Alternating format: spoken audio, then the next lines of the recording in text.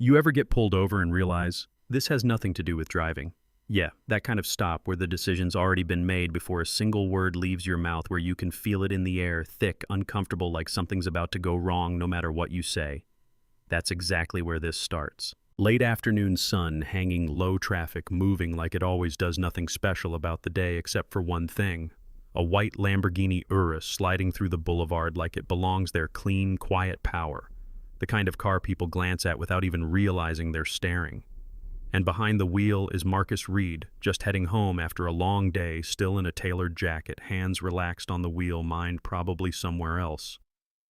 Then those lights hit the mirror, red and blue. You know that feeling, right?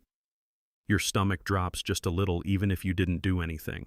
Marcus signals, pulls over. Smooth, no sudden moves, no attitude, just routine. Except it doesn't feel routine. The officer steps out of the cruiser, and right away something's off. No rush, no urgency, just this slow walk like he's already figured something out in his head. He gets to the window, doesn't greet him, doesn't say why. He stopped him, just looks at the car, then at Marcus, then back at the car again, and says, "Step out of the vehicle." No explanation, no tone of respect, just a command. Marcus pauses for a second, not because he's resisting, just because it's weird. "Is there a problem, officer?" And the officer doesn't answer the question, just repeats himself sharper this time. "Step out." So Marcus does what he's supposed to do, opens the door slowly, steps out, hands visible. You know, everything they tell you to do to stay safe. And still it doesn't matter. The officer walks around the Lamborghini like he's inspecting something suspicious, not admiring it, not curious, just looking for a reason. Then he stops right in front of Marcus and says, "You want to tell me something?" And right there, Marcus already knows what this is about. You can hear it in the tone, see it in the way the officer's looking at him. About what he asks, calm, steady. And the officer gestures at the car like it's evidence. "Where'd you steal it from?" Yeah, just like that. No hesitation, no doubt, just straight to accusation. Marcus doesn't get loud, doesn't get defensive. Just shakes his head a little. "I didn't steal anything, that's my car." And the officer laughs, but it's not funny, not even close. It's that kind of laugh that says he's already decided you're lying. "You expect me to believe that?" And Marcus, still calm, says, "It is my car. You can run the plate. Simple solution, right? 30 seconds, maybe less." But the officer isn't interested in solutions. He's interested in a story that fits what he already believes. "I will," he says, stepping closer, "but first, I want to hear how you got it." Marcus exhales slowly, trying to keep it together. "I bought it." And the officer hits him with it. "With what money?" You feel that shift right there, don't you? That's not about a car anymore. That's about who he thinks Marcus is. Or isn't. Marcus looks at him, not angry, just tired of the implication. "That's not really your business." And that's when the officer's tone hardens. It is now. Marcus glances back at the car. "My paperwork's in the glove box, I can show you." And immediately, "Don't move." Sharp. Final. Like Marcus just crossed a line by offering proof. "I'm just trying to show you," I said, "don't move." And now it's escalating fast. Marcus freezes hands up, trying to do everything right. "The documents are right there," he says, still calm, still reasonable. But the officer steps closer, invading his space, voice low but tense. "I've seen this before." Marcus asks, "Seen what?" And the officer says it like it's a fact. "People driving cars that don't belong to them." Marcus holds his gaze. "It belongs to me, but you can tell it doesn't matter anymore." The officer's not listening, not really. He's just building a case in his head. "You know what this looks like?" Marcus sighs. "No, what does it look like?" And the officer says it straight.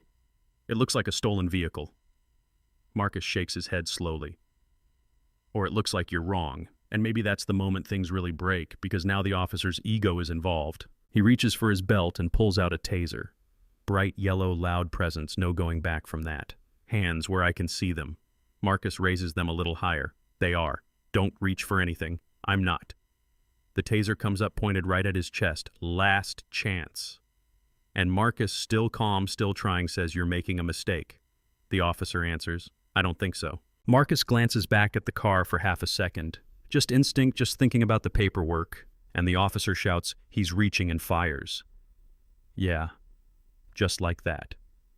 Electricity hits. Marcus drops, body locking up, crashing onto the pavement. That sound, it's not something you forget. Traffic slows, people start noticing phones come out because now it's a scene. Marcus is on the ground trying to breathe, muscles still twitching, and he manages to say, "The paperwork? I told you, but it's too late. The officer's already cuffing him, snapping metal around his wrists. You're being detained." Marcus asks, "For what?" And the answer comes back cold. Possession of a stolen vehicle. And Marcus, even in that moment, says it. "You just tased the owner of that car." And the officer replies, "No, I tased someone who couldn't explain where he got it." You hear that not couldn't, wouldn't accept. Then backup shows up. Second officer steps out, takes one look at the car, then at Marcus on the ground. "What's going on?" "Stolen vehicle," the first officer says. Marcus shakes his head. "It's mine." The second officer crouches a little. "Sir, whose car is this mine?" And before anything else, the first officer cuts in. "He's lying." The second officer pauses, looks at the car again, then asks the question that should have been asked from the beginning. "You run the plate yet?" And there's this moment, this tiny pause. "Not yet." You know what I mean? That's the moment everything starts to crack. "Let's run it," the second officer says. No argument, no drama, just logic. The first officer hesitates, then walks back to the cruiser. Inside the computer, lights up information loading, quiet tension building. Then dispatch comes through clear as day. Vehicle registered to Marcus Reed, registration valid, not reported stolen. Silence, real silence, the kind that hits harder than yelling. The second officer looks at the screen, then at Marcus, then back again. That's him. The first officer just stares, like maybe if he looks long enough the answer will change. But it doesn't. Because truth doesn't care what you believed 5 minutes ago. Still, he tries to hold on to it. "That doesn't mean anything," he mutters. But it means everything.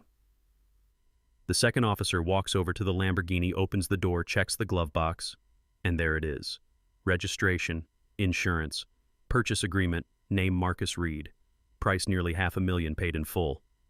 He exhales, shakes his head slightly, and says, "It's his." And just like that, everything flips. The cuffs come off, metal clicking open, and Marcus sits up slowly, rubbing his wrist, still feeling that burn from the taser, still catching his breath. "You done accusing me?" he asks, calm but heavy. No answer. "You tased me before you even checked the plate." "Nothing." "You wouldn't let me show you the paperwork." The officer shifts, uncomfortable now. "I had reasonable suspicion," he says. And Marcus nods slowly. "No. You had assumptions." That line just hangs there. Because it's true and everybody knows it. People across the street are still recording voices calling out, "That's his car, y'all messed up." Marcus stands up, leans on the Lamborghini for a second, steadying himself. "You see the problem now?" he asks quietly. The officer looks down at his body cam, that little red light blinking, capturing everything, and it hits him. This isn't just a stop anymore, it's evidence. Within hours, that footage is everywhere inside the department. Every word, every action, every second. Internal Affairs steps, an investigation opens, and within a couple weeks, that officer is off duty. But Marcus, he doesn't just let it go. Because this wasn't just a mistake, this was humiliation, pain, being treated like a suspect in your own life. 3 months later, lawsuit filed. Unlawful detention, excessive force, civil rights violations, and the strongest evidence, the officer's own camera. Months go by, courtroom statements, pressure building, until finally the city settles, $700,000. And when people ask Marcus about it, he says it was never about the money, and maybe you believe that, maybe you don't. But here's the thing. A year later, that same street looks the same. Cars passing, people living their lives, nothing unusual on the surface. But underneath that, there's a story, a reminder that assumptions can turn into accusations, accusations can turn into harm, and sometimes the only thing that brings the truth back is a camera that never blinks. So let me ask you this. Was that officer just doing his job, or did he cross a line he should have never crossed?